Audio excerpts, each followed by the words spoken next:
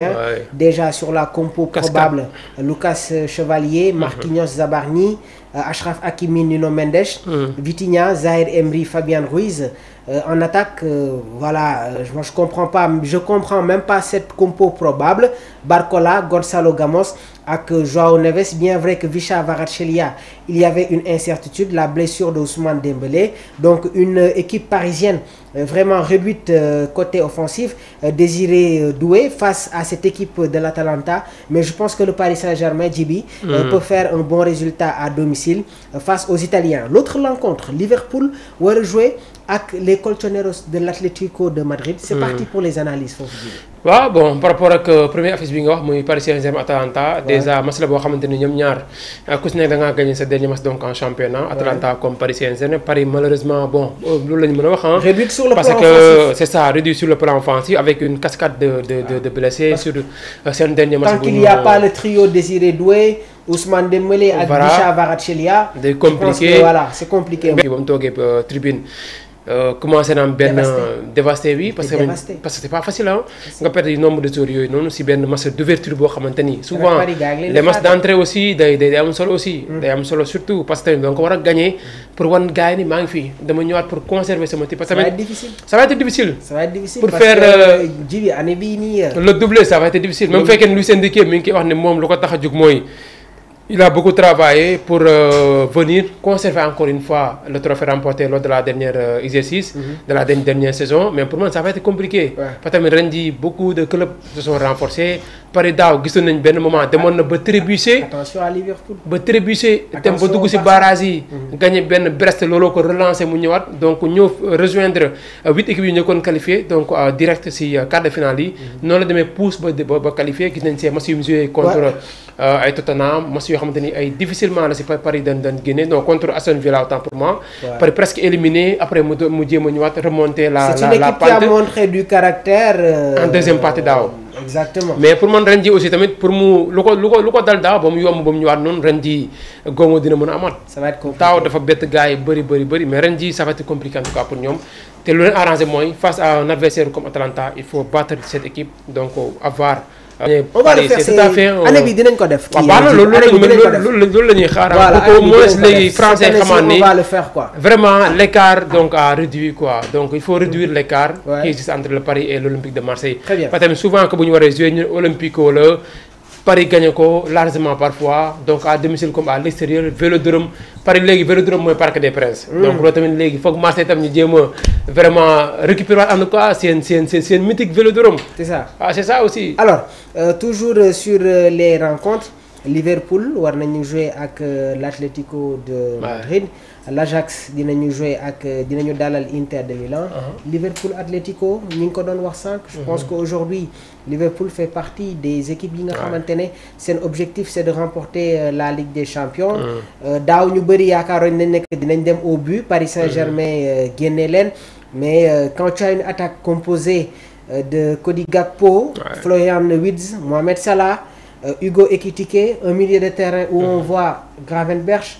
Dominique Szoboszlai, McAllister. Attention à cette équipe des Reds. Attention parce qu'ils se sont renforcés durant la dernière fenêtre mercato estivale donc bi jeex avec surtout également dernière arrivée de Isaac Alexandre Isaac du côté de Newcastle déjà ça veut dire que ñoom préparé nañ carrément ñoom tamit daaw moo manqué woon parce que daaw amuñu woon de but suffisant parfois pour gagner seen yenn ci match yi parce que derrière il y avait également des couacs yoo xamante ni peut-être rectifier nañ ko di espérer également que devant équipe bi doog retrouver également leur sensation en tout cas devant mais malheureusement jusqu'à présent Wirtz n'arrive pas pour le moment en tout cas à sortir du lot jusqu'à présent defagul passe décisive marqué gul but avec Liverpool donc un milieu de terrain boo xamante ni donc tu sens que toujours il a un peu à la peine sur la capacité d'adaptation du climat anglais.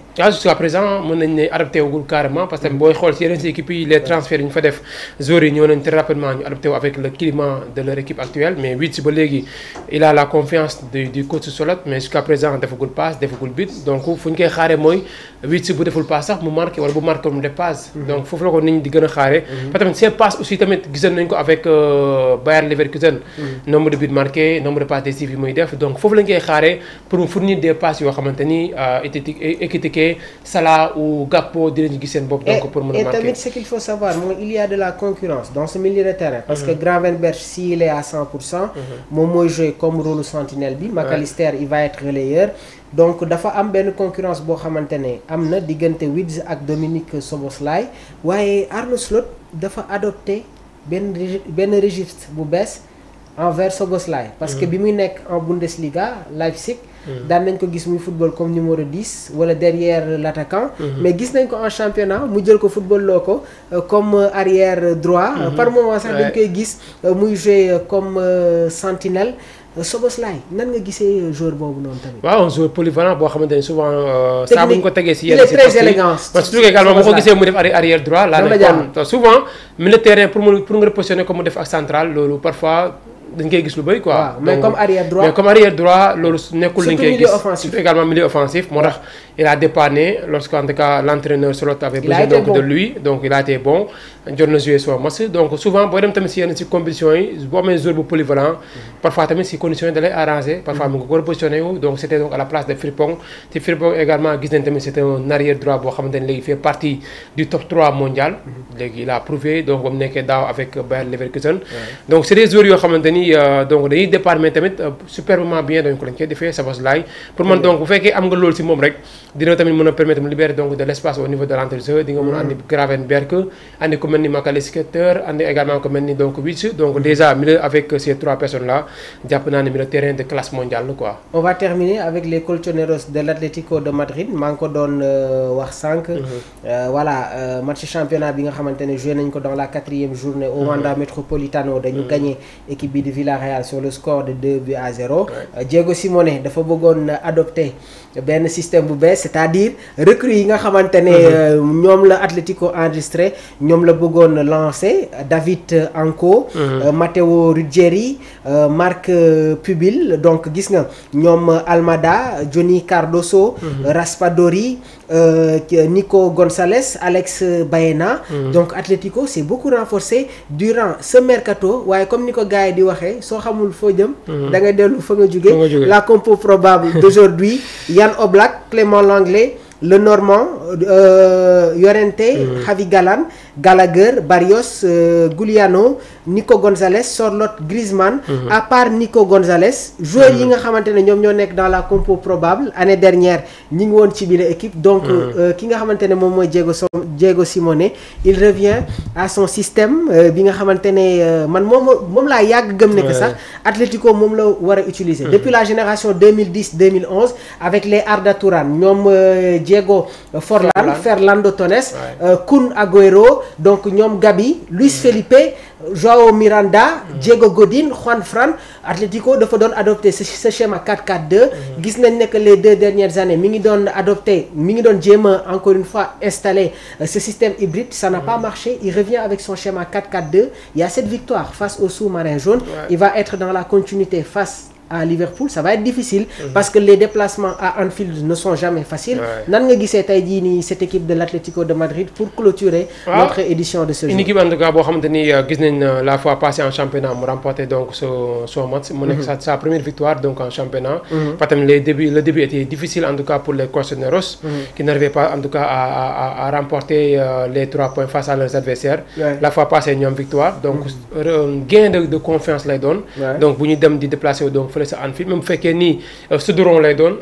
un terrain hostile souvent hostile oui un terrain souvent hostile pour les adversaires de Liverpool du yomb souvent mais en tout cas c'est possible aussi par rapport ak équipe bu Atlético Madrid devant y a une qualité boo xamante ni moo fa nekk Sorloth puis Griezmann même fekkee ni aussi tamit tey duñ mën a am l'attaquant argentin bi nga xamante ni léegi moom mooy pratiquement le meilleur atout offensif des Colchoneros tey dina leen manquer carrément si seen match donc contre Liverpool mais bon jusqu'à présent avec cette doublure Griezmann plus Sorloth ça veut dire que également ils ont des arguments pour aller donc à Anfield. On n'en pas aussi Julián Alvarez lu ñuy wax ci moom bëriwul mais Omar nee na Barça dafa war a dem jëli Julián Alvarez. waaw parce que avant moo dem Atlético c'était entre Atlético et Barça mais bon il a jugé que ni bu demoon Barça peut-être c'était difficile pour lui.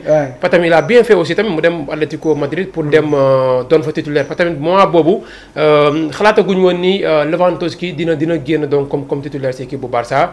loolu également moo gënoon poussé pour mu dem Atlético Madrid dem na fa prouver na war na carrément que ni moom c'est un attaquant de classe mondiale daaw pratiquement contre le Barça après le match en tout cas supporters yëpp lu ñu bëggoon mooy mu ñëw très rapidement avec les Blaugrana. mais je pense que ni cette fois-ci bu ñu génnee saison bi nii ou bien pourquoi pas sax mercato prochain bi pour man Barça dina tamit jéem a defar parce que pour le moment ñu ngi préparé de Lewandowski. Robert Lewandowski. Pour le moment ñu ngi préparé la sortie de Lewandowski. Déjà depuis l'entame de cette nouvelle saison.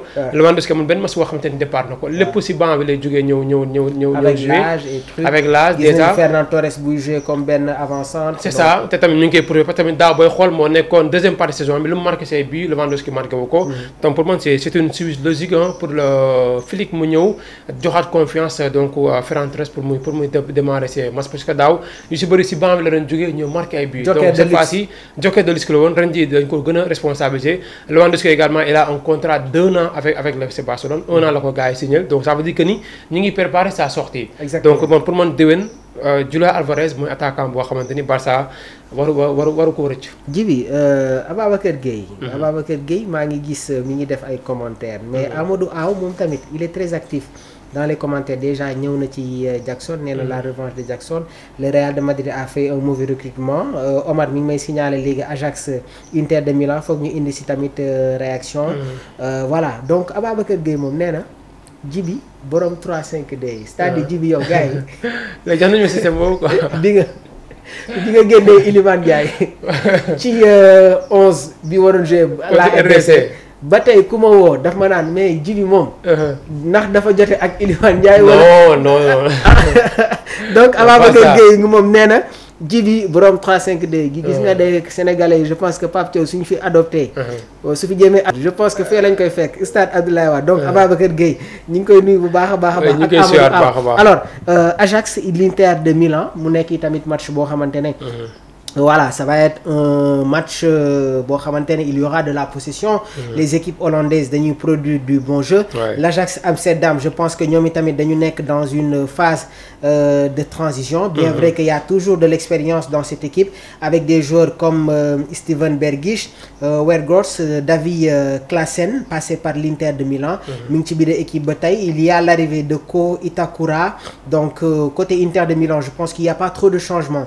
Avec les arrivées ki nga xamante ne moom mooy Manuel Akanji Petar Sušić donc Acerbi est toujours là Bastoni Jan Bisek Akan Çalhanoğlu Nico Barella Dumfries Di Marco Lautaro Martinez Marcus Thuram le 11 bi nga xamante ne moom la Christian Chivu war a proposer ni ki tey mais attention à cette équipe de l'Inter de Milan qui prend des buts l'Inter de Milan prend des buts match bi nga xamante ne joué woon nañ ko face à la Juventus de Turin gis nga ne que l'Inter de Milan 4-3 donc la Juventus gagné leen voilà yeneen match yi nga xamante ne déjà joué woon nañ ko ci Série A bi ils ont concédé des buts c'est pas un bon signe face à l'Udinese il y a eu voilà cette défaite à domicile au Giuseppe Meazza il y a cette victoire face au Torino 5-0 donc sur les matchs amicaux jël nañu but face à Monaco face à Monza 2 buts partout mais face à la Juventus c'est pas un bon signe parce que Inter de Milan ñi ngi ko doon vraiment remarquer sur sa solidité défensive mooy ce qu'il faut savoir mooy ci fin de saison bi contre le FC Barcelone ils ont pris 6 buts contre le Paris Saint-Germain ñu jël 5 buts donc 11 buts encaissés en 3 rencontres début de saison bi ñi ngi traîner ba tey li nga xamante ne moom mooy yile erreur bien vrai que Manuel Akanji ñëwaat na il va falloir se rectifier parce que jamono ji avec les attaques de feu yi nga xamante ne yenn club yi ñi ngi koy adopté soo amul défense bu baax c'est sûr que pour nga def une bonne tournée européenne ça va être compliqué pour terminer notre émission du jour. ça va être compliqué parce que déjà nu ñu terminé la saison dernière. noonu lañ ko entamé nii donc wax nga ko léegi contre Barça rek 6 buts lañu encaissé woon marqué 7 buts moo tax ñu qualifié. En finale tu encaissé 5 buts une première donc dans cette compétition déjà. Une finale boo xamante ni c'était comme un match amical. 5 buts à 0 donc marqué aussi donc ça veut dire que également problème défensif yu fi la force italienne c'était leur défense. pratiquement booy xool club yëpp. ñoom seen force véritable force moo nekkoon d'abord derrière. ñoom souvent ñoom le premier chantier les entraîneurs italiens mooy faire une défense de béton. mais l'Inter de Milan bi muy mujjee gagné sa Ligue des Champions. Avec la à Mourinho. l'époque, il y avait José Mourinho. 2010. Mais on se rappelait de cette défense de fer. De fer. Dans les buts, il y avait Julio César. Au niveau de leur charnière centrale, Ivan Cordoba, Walter Samuel ou Materazzi. Maicon, international brésilien comme arrière droit.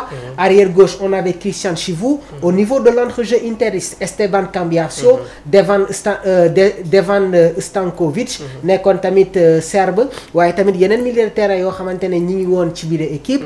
attaque boo xamante ne c'était de vrais attaquants. Diego Milito, on se rappelle de Samuel Eto'o, Wesley Sneijder. Donc c'était une équipe boo xamante ne vraiment la rigueur défensive nekkoon na ci li nga xamante ne moom mooy leur force. Mais sur les dernières prestations interistes, il va falloir faire des rectifications. Surtout également l'arrivée de Chivou sur le banc qui remplace Inzaghi. Arrière gauche, défenseur central. C'est ça, surtout